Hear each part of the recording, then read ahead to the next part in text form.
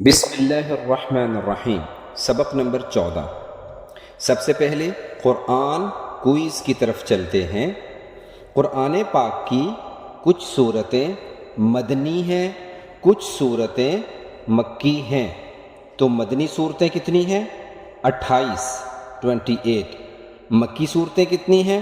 86 دوسرا سوال ہے، قرآن پاک کے کچھ حروف ایسے ہوتے ہیں جیسے یاسین، الف لام میم، حامیم، انہیں کہتے ہیں حروف مقطعات۔ ان کو ہم الگ الگ کر کے پڑھتے ہیں، الف لام میم، علم نہیں پڑھیں گے، الف لام میم پڑھیں گے۔ تو ان کی تعداد قرآن پاک میں کتنی ہے؟ 29۔ تیسرا سوال ہے، قرآن پاک کا سب سے پہلے اردو ترجمہ کس نے کیا تھا؟ جواب ہے حضرت مولانا شاہ رفیع الدین رحمۃ اللہ علیہ، انہوں نے کیا تھا۔ وحی ہم سنتے رہتے ہیں، وحی آتی ہے۔ وحی کیا ہوتی ہے؟ جو بات اللہ کی طرف سے نبیوں کو پہنچائی جائے، بتائی جائے، سنائی جائے، اسے وحی کہتے ہیں۔ قرآن پاک میں ایک آیت ہے جو 114 دفعہ اللہ کی طرف سے نبی کریم صلی اللہ علیہ وسلم تک آئی، اللہ نے پہنچائی، وہ ہے بسم اللہ الرحمن الرحیم۔ تو اس آیت کو، بسم اللہ کو، سب سے پہلے اللہ کے نبی کے کس ساتھی نے لکھا تھا؟ اللہ کے نبی کے ساتھیوں کو کیا کہتے ہیں؟ صحابہ رضی اللہ عنہم۔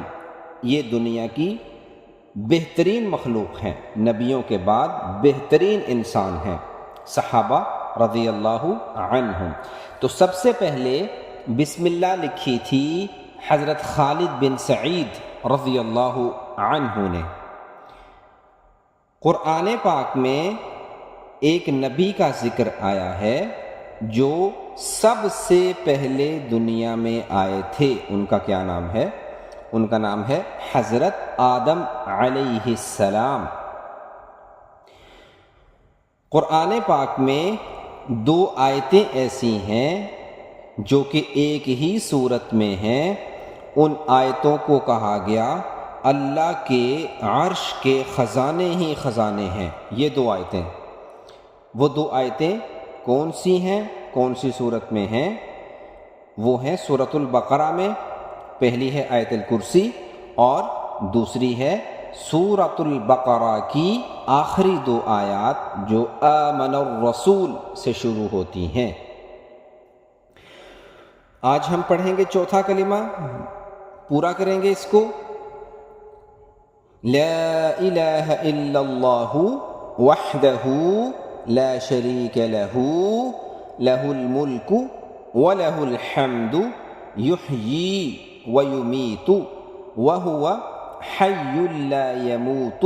یہاں تک ہم نے پڑھ لیا تھا، آگے پڑھیں گے ابدا ابدا ذو الجلال والاکرام بیدہ الخیر وہو علی کل شیء قدیر۔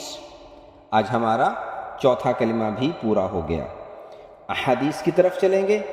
قال النبی صلی اللہ علیہ وسلم من اطاعنی دخل الجنہ۔ اللہ کے نبی صلی اللہ علیہ وسلم نے فرمایا، جو میری بات مان کے چلیں گے اللہ انہیں جنتوں میں جگہ دے گا۔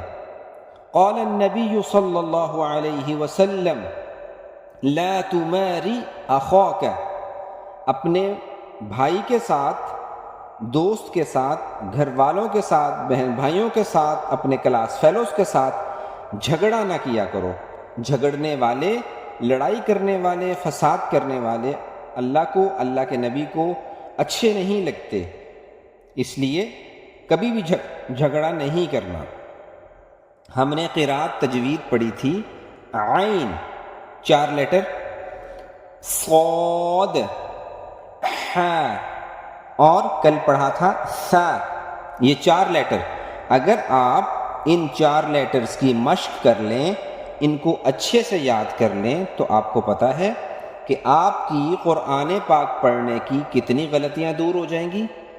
13,480، کیونکہ یہ لیٹر قرآن پاک میں تقریباً 13,480 دفعہ آئے ہیں. اس لیے ان لیٹرز کو اچھے سے یاد کر لیں. عین، صاد، ح، ث.